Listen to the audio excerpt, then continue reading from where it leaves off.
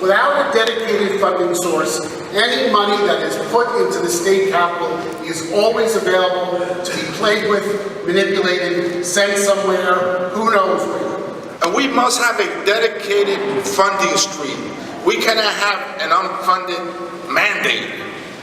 That's a gimmick. That's a budget gimmick. We gotta have a lockbox. We gotta have funding dedicated consistently for those brake pads that we're going to have to change every 3, 4, 5,000 miles. And so this is no way around this. We cannot nickel and dime our way out of this problem. I also think at the same time this has been brewing for years. You certainly saw it the last couple of years on the national level. More and more people believe the wealthy should pay their fair share in taxes. So there's two things going on here at once.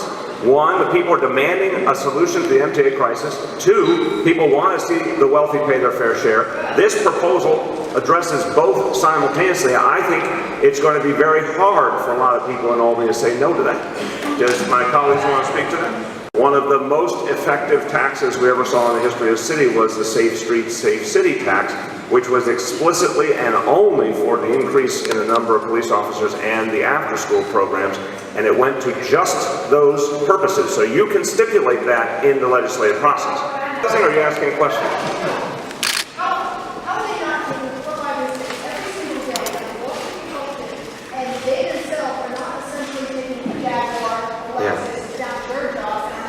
Which outlet are you with, may I ask?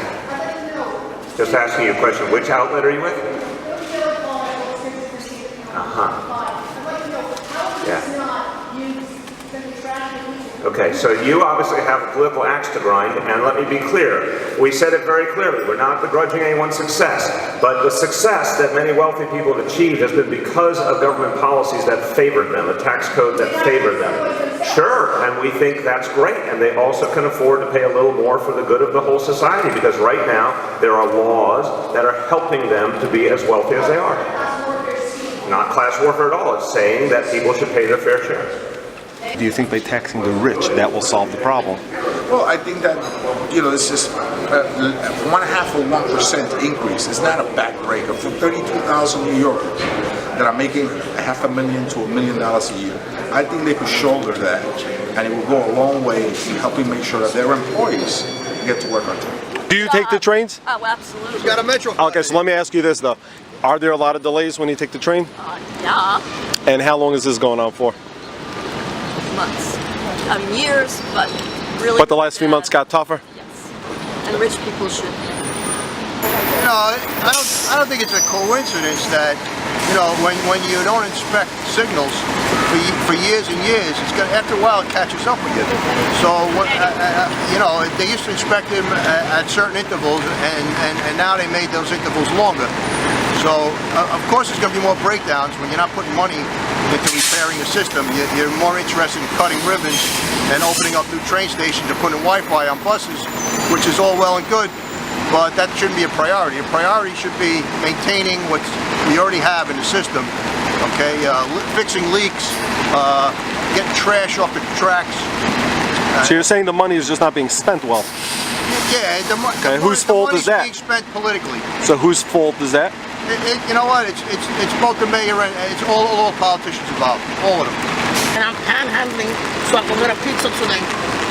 Oh my God. Go to 180 and Tell him. He'll listen. New York City Transit Authority. I'm inserted on my pants in April. I've been out of work. I'm from the car equipment division. Sam Wilson is supposed to be my president for Local 100. Nelson Rivera is the vice president. Shirley Martin is the acting vice president. Dubra J is the car equipment division chair. And I have Eugene Boyles. And also I have Durajev. This is Local 100. I know. But tell him quickly what happened. I was there. Okay. Terminate me. Okay. I think that the proposal that the mayor has is quite great. I think that the fact that the funding would be specified, but that it can't be shuffled, and it is something that's directly coming from the city. I guess I thought initially, yes, this is a state-run agency, but the fact that the mayor has campaigned on these are issues that he stands behind, it feels good to me to have a mayor that's helping out with the people, and it helps me because I'm one of the working poor who are directly affected by the delays and the subway crisis that we have right now.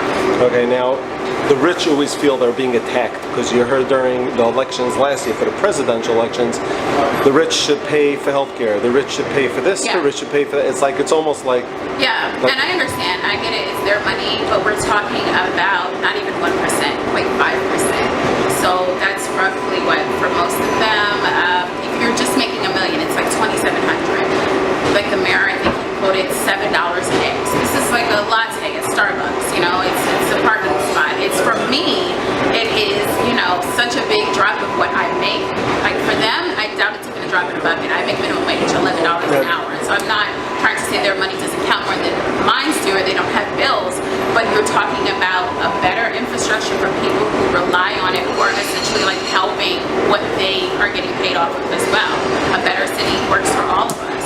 now why do you think the delays are happening mysteriously while they're trying to want more money to fix issues within the MTA, that all of a sudden this stuff is happening within the last few months? It was not happening last year, 2 years ago, 3.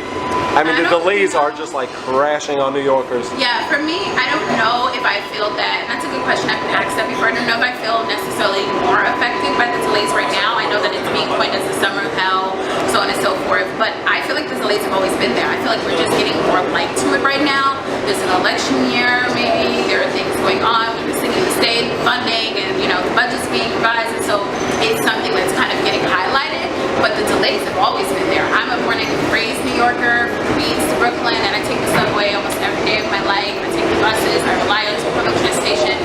It has always been happening. It's just now we have to do something, and I'm happy again to have like the mayor and someone in office who's going to stand behind it, and I'm just hoping that Albany can get behind this. I know that the majority of the Senate is Republican, but I'm hoping that they can see how this is going to help us. Now, do you think part of the problem is the waste that goes on with MTA, the way they make decisions? For example, track fires are happening a lot more often, but that's because they're not cleaning the tracks as much as they used to. I think that it's twofold. I think that, yeah, the way that the money is being shuffled around, which is why I think that, again, if this is to be passed, the money needs to be specified for exactly where it should go. And then I do also think that the state withholds money from MTA. I feel like MTA is on the front line. New Yorkers don't understand how it's run. They think that it's something that the mayor's responsible for. I think that the average New Yorker doesn't get involved in the actual politics that affect them every day, unfortunately. We should have more background. And so this is a state-run agency. It's not a city-run agency, but when things happen, everybody's mad at MTA, everybody's mad at the mayor. And I'm not saying that they don't have things that they can do, especially MTA has faults.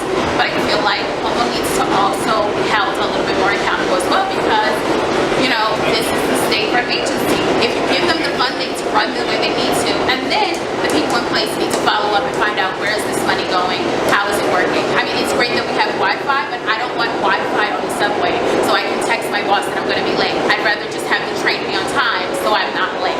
And that's just like, we have to look at where this is going. I don't want a fancy subway when it doesn't run properly in the first place. Efficiency is more important. Our priorities just have to be more important when it comes to transit. Now, how is the money being spent? Yeah, I definitely think so. I think that it's going to have to be something that's followed up so that it can be continuous. We don't want to just throw a quick fix at the problem. This is something that's going to continue to go on.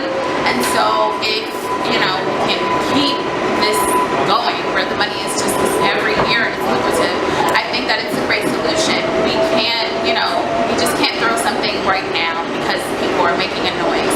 We have to have long-term solutions to this because the subway isn't going anywhere and neither is New York City. Are you afraid that this is only becoming a situation and a topic because it's an election cycle? I am not afraid of it. I think if it is happening, then it's happening to our benefit. So, I mean, I don't have any control over that. I think we use it and write it one time, yeah. But do you think it'll be followed up after, or people are going to forget in months from now? No, I think that this is such a big topic and this is emergency. This is not something that people hear about. This is something we feel every day. I think people will follow up with this. Yeah, I hope so. Thank you. Thank you.